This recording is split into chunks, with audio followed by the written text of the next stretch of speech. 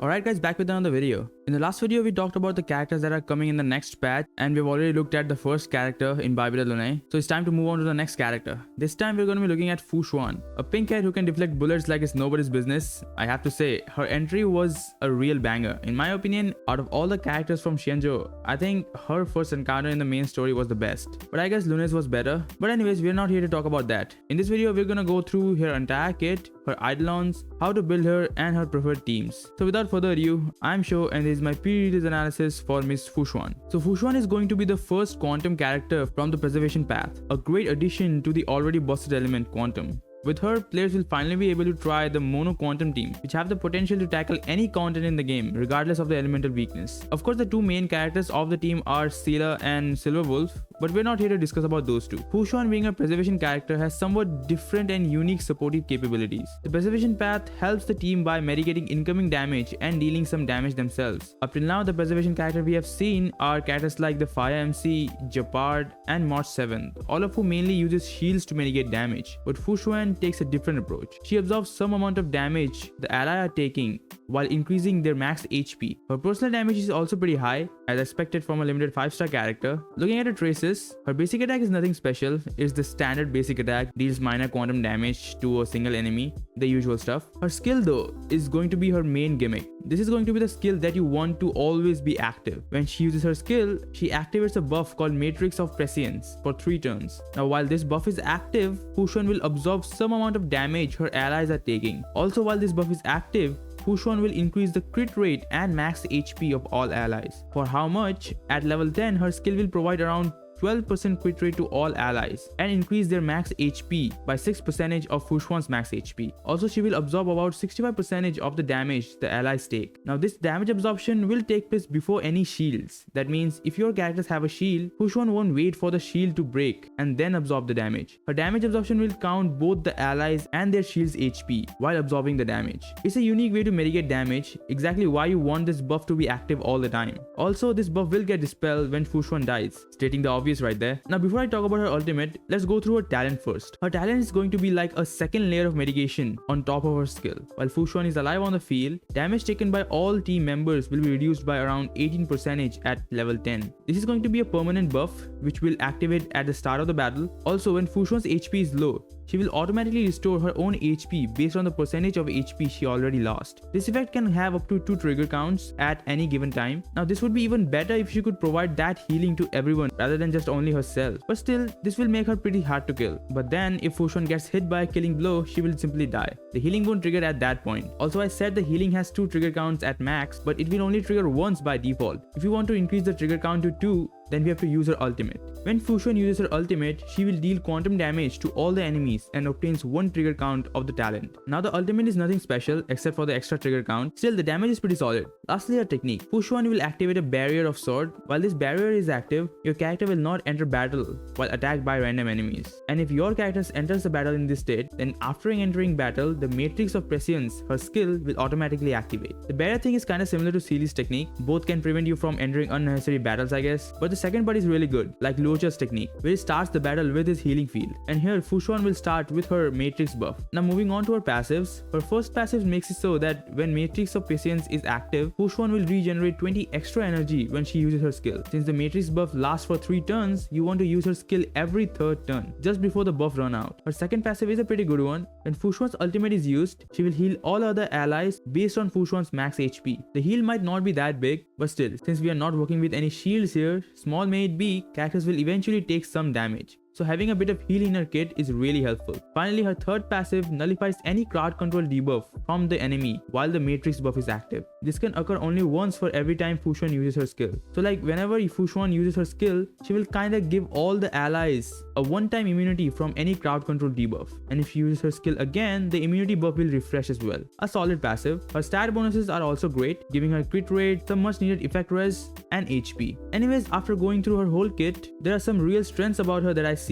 as well as some flaws. As far as strength goes, one thing that I like about buffs that last for a long time is that you don't have to refresh it again and again every turn. So on the turns where the buff is already active, she can generate a lot of skill points. The crit rate increase is really helpful as well, her damage is also pretty good, and the immunity buff is pretty sick as well. But here's some of her flaws comes out. I don't know if it's just me, but I would much rather have a cleanse than an immunity buff. Cause like, her immunity can only prevent one crowd control debuff. But if your DPS gets crowd control the next turn, and even if you use your Fu Xuan skill again, it will refresh the immunity buff, but it won't cleanse the existing debuff. That's one of the reasons why Luocha is such a high value character. Also, there's one other thing that's going through my mind, that since she doesn't give you a shield, you always have to play her with another healer in your team. Cause like, small may it be, the characters will take damage and eventually that damage will stack up. And since at the end game of HSR, it's all about damage. Like you want to do as much damage as you can, and there are specific amount of turns. So mostly players prefer to take more offensive characters than defensive characters. Mostly players prefer only one defensive options. Well, since I was talking about Luocha, let's bring him up. Now like when I use Luocha as a defensive option, his heals are so big that I don't need any other defensive options with him. Plus with his cleanse and skill point generation, the value is just crazy. Also, when we talk about other 5-star preservation characters like Japard, even at higher floors of MOC, players use Japard as a solo defensive option. Like if you have enough energy regeneration rate and speed, your Japard can keep on refreshing his shield. And since his shield is so thick, your characters end up taking 0 damage. But that's not the case with Fu Xuan.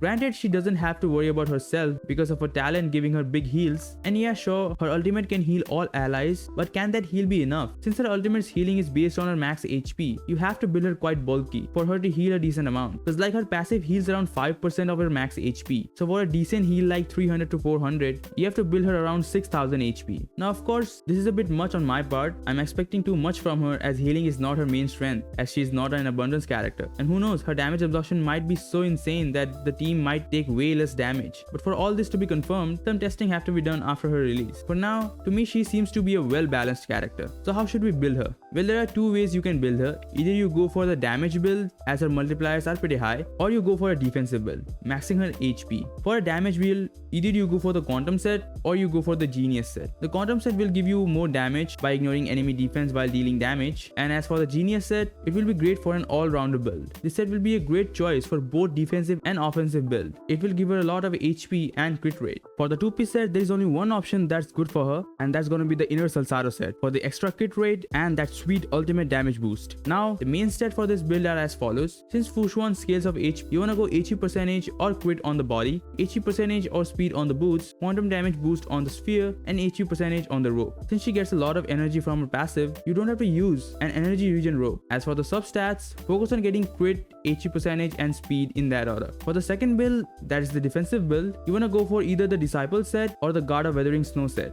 Since she does not scales of defense, the defense set isn't going to be good on her. I would prefer the Disciple set more, but you can use the damage reduction set for sustain, as well as a bit of heal and energy. As for the 2-piece sets, there are two options here. Fleet of the Ageless for a bit of attack boost for all allies, and the Broken Kneel set for the effect res and the crit damage boost for all allies. The stats you wanna focus here are HP percentage on the body, speed on the boots, HP percentage on the sphere, and either HP percentage or energy on the rope. For substats, you just wanna focus on HP percentage and speed. Since you are opting for a defensive build, you want as high HP and speed as you possibly can. Having high HP will give you more healing, and the high speed will generate you more skill points. As for Litecoin choices, Fu Xuan falls into the same category as Blade. Since she scales of HP, there aren't that many options to go for, as most of the preservation characters wants defense. But the good thing is that there is one free 5-star Litecoin that can be good on her. But before that, her signature, She Already Shut Her Eyes, is going to be her best in slot. It will give her a lot of HP and energy. Also, when Fu Xuans get hit, this Litecoin will increase the damage dealt by all allies. The Litecoin also has a healing mechanic that will heal all allies at the start of the battle.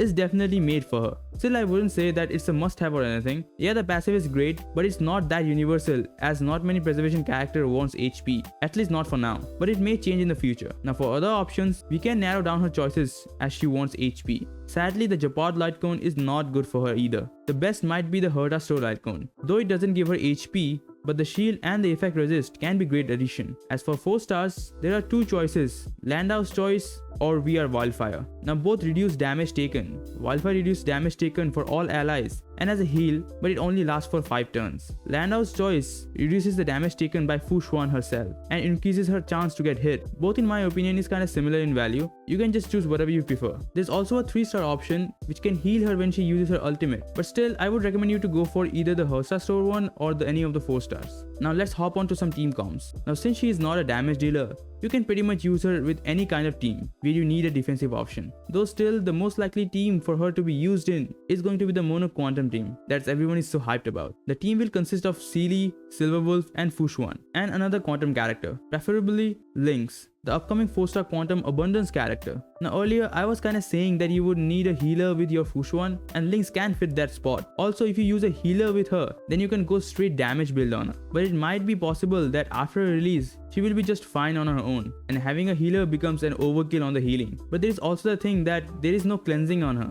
so having Lynx who has a cleanse can be a great option. I will be discussing Lynx kit in another video, but for now, her best team is going to be the Mono Quantum team with Sealer, Silverwolf and Lynx. Alright, finally, it's cash gaming time again. Let's talk about Eidolons. Now her Eidolons overall increase her offensive capabilities a lot. Her E1 gives everyone 30% crit damage when she uses her skill, which means she can permanently give you around 12% crit rate and 30% crit damage increase with her skill. Her E2 makes it so that when the Matrix buff is active, if any of her allies gets hit by a killing blow, they will not die and will restore 70% of their HP instantly. And this can trigger once a battle for every character. It's kind of a safety net for when your DPS gets real unlucky and gets hit multiple times and dies instantly. Her E3 and E5 are as usual, increases the level of her traces. Her E4 makes it so that when her Matrix buff is active, which would be all the time, if any other ally gets hit, Fu Xuan will regenerate 5 energy, which is actually pretty sick. Like what if you get hit by an AoE attack? Then your Fu Xuan will get around 15 energy. So like with this Eidolon, your Fu Xuan most likely will be able to use her ultimate every other turn. Her E6 is going to be the big damage increase. Once again, when her Matrix buff is active, all the HP that your other characters lose in the battle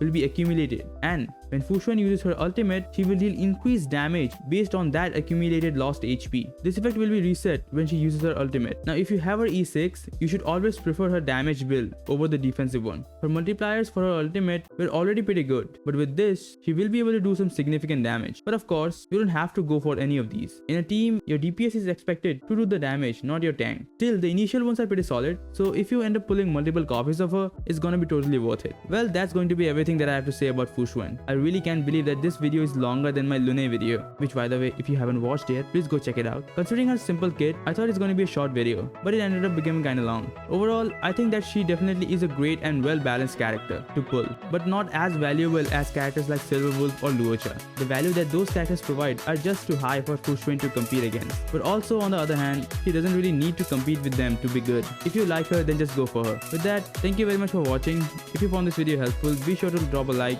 and hit subscribe for more Star Rail and Genshin content from yours truly. And do share your own thoughts on her in the comments. Thanks again, and I'll see you guys in my next video.